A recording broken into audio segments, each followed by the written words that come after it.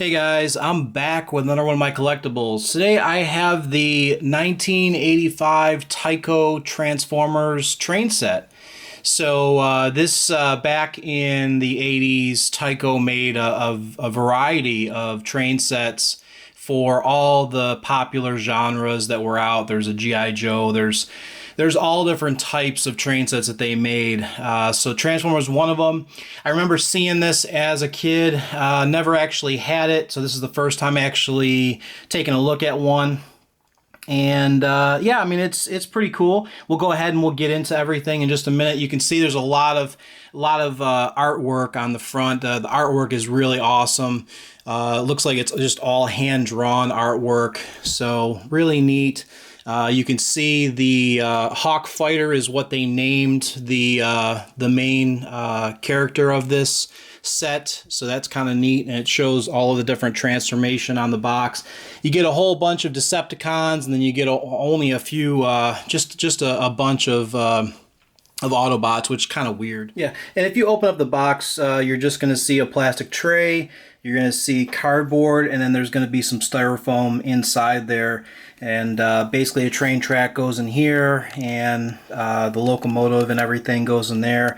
And so there you go. There's the inside of the box. You've got some inserts and stuff like that, but you also have some interesting price sheets. This would have been kind of neat to have the 1985 catalog for $1.50.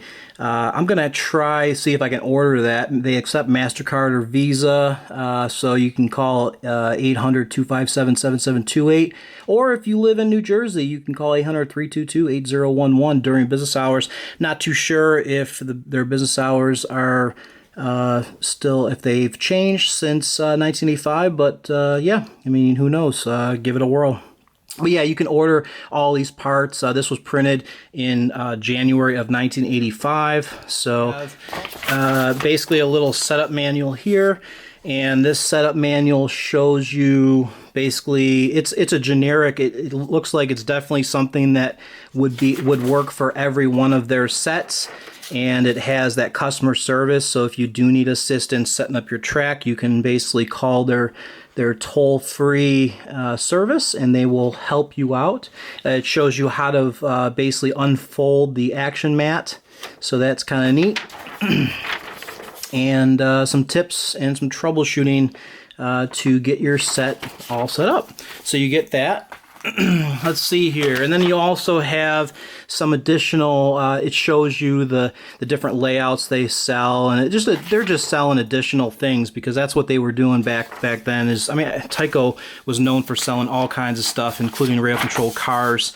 And let's see here, you also can have a bonus pack for $1 or $2. Okay, so $1 or $2 rebate, there you go. So it says right here, it says purchase any of the items listed below before December 24th, 1986, and you can get your $1 or $2 rebate. So they're showing you can also get a remote control switch or a light kit. So that's interesting. And then finally, we have the actual instructions that are going to be for this actual kit. And then it has the transformation for Hawk Fighter. Over here, you've got how to assemble the buildings. It's like a cardboard kind of a thing where you just basically unfold everything out and start assembling. Which the Autobot warriors in silver, and then the greenish turquoise in Decepticons, which is weird. They didn't use purple. It would have been nice if they used purple for the Decepticons and maybe orange for the Autobots or red for the Autobots, something like that. But these are the colors they went with. These are just rubber guys. I don't know. They don't actually name any of the characters, so I'm guessing this is supposed to be Optimus Prime, and then they literally just duplicated them and just changed the colors. So you don't really know who these characters are. They're just warriors according to the instructions in the box. And like I said, they're just little rubber guys. So, I mean, they do have molded detail. So, I mean, they are molded front and back. So that is kind of cool. They have detail. But other than that, they're just flexible rubber characters.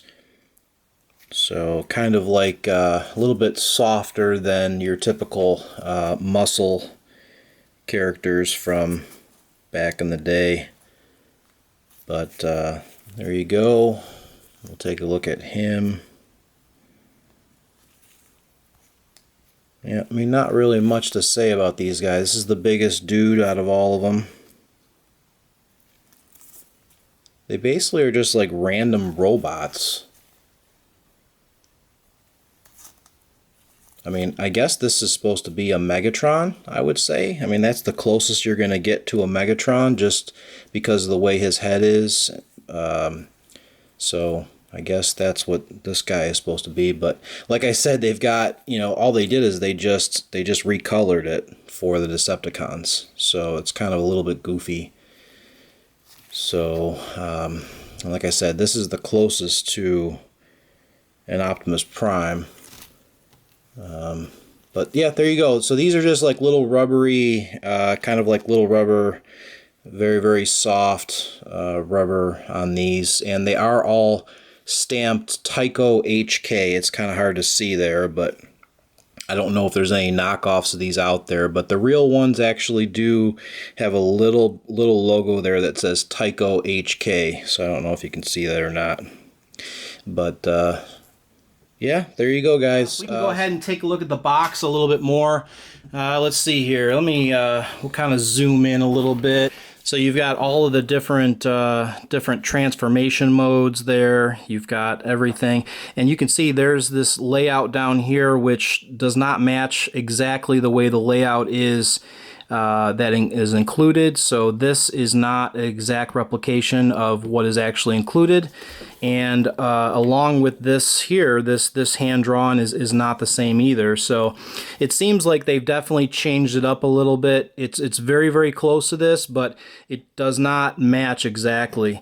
But other than that, yeah, it's a pretty neat set. And all right, guys, so you can see that I have unboxed this train set. Over to the right, you can see the Transformers official logo that is embedded into this basically this cardboard layout that they give you. Basically just assembled the track in an oval fashion. That's really all the track they give you. Set up all of the buildings.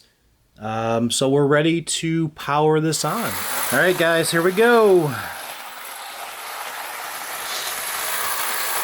So I have this on top of carpet, and the track is not perfect.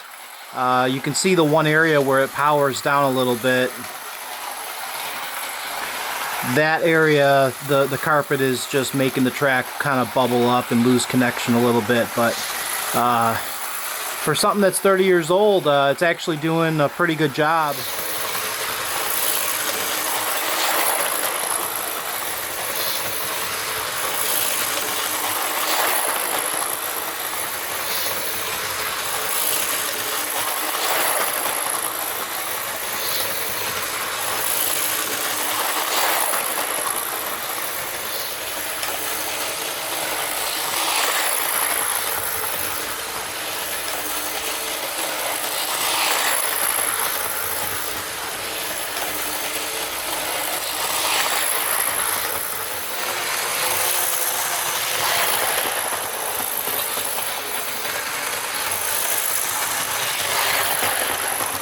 Go slow it down a little bit.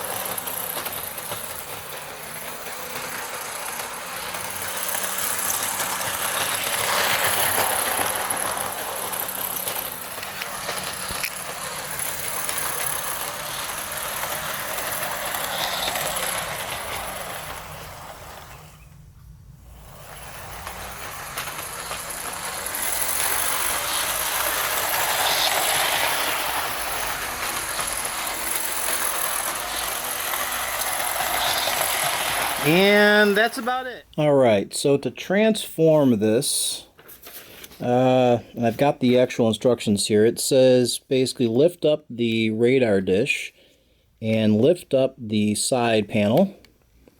So I guess that lifts up like that, and that's really about it for him.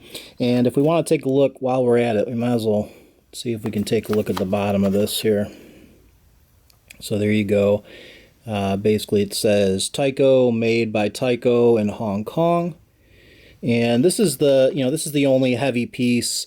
The rest of the train is fairly light. This is obviously the locomotive, so it has the, wire brushes, and this basically works like a drill motor almost. It's just kind of wire brushes inside.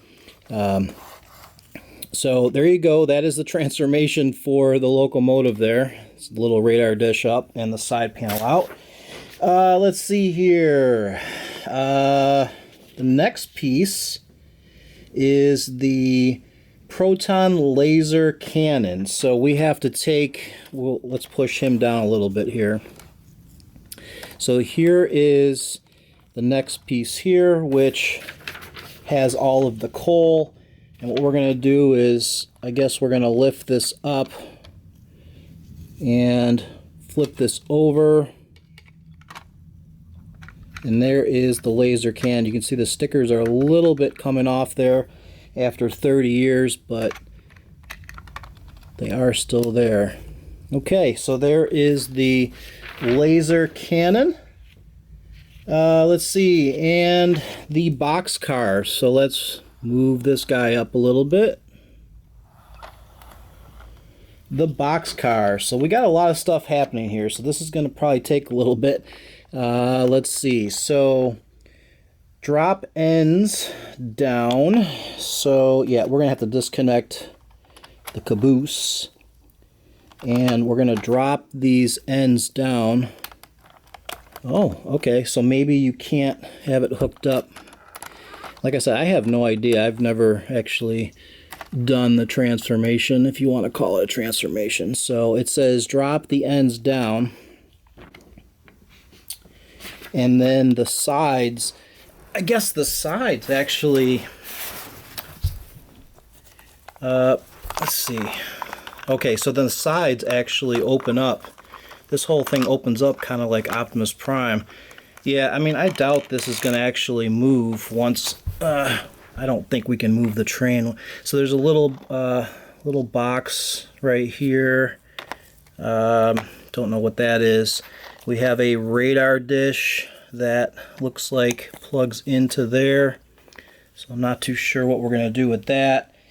But basically everything folds out. Okay, yeah. So this this whole piece is just going to basically extend out. And this is what they call a weapon center. So it's just going to kind of be extended out. And then this piece here is just going to rest on top. It really doesn't have, oh, right here. It's supposed to go into these little 4 holes there. So I guess when you're all done, this whole piece is supposed to look something like this. And you're just gonna kind of, I guess, lay it wherever you want on the track. You obviously won't be able to use this anymore as far as a train. All right, so the caboose, what we're gonna do is we're just gonna take it off the track here, and this you flap. So let's see here, these side panels are going to basically flip up. You're going to flip up these side panels, and then you're going to eject the front part and then flip up the wings, kind of like, I don't know, this kind of reminds me of Jetfire. To elevate, pull wheels down and snap into place. Well, that's kind of scary. Pull wheels down. Don't really like that.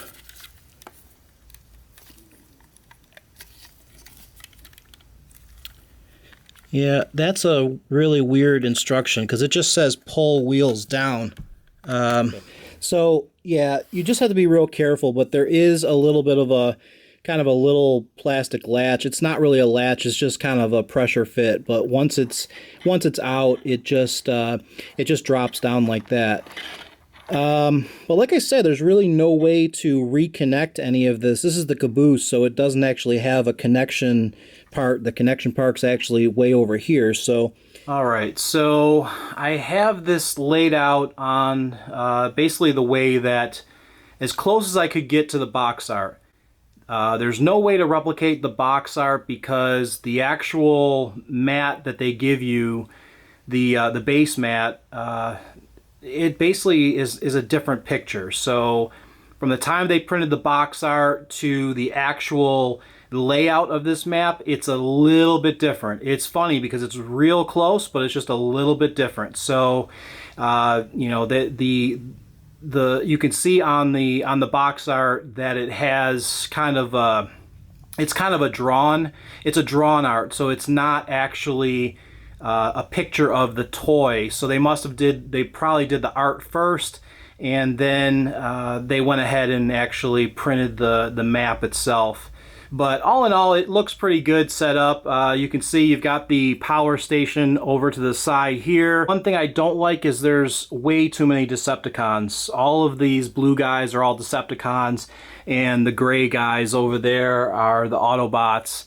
So I don't know why, this is exactly how many you get in the kit.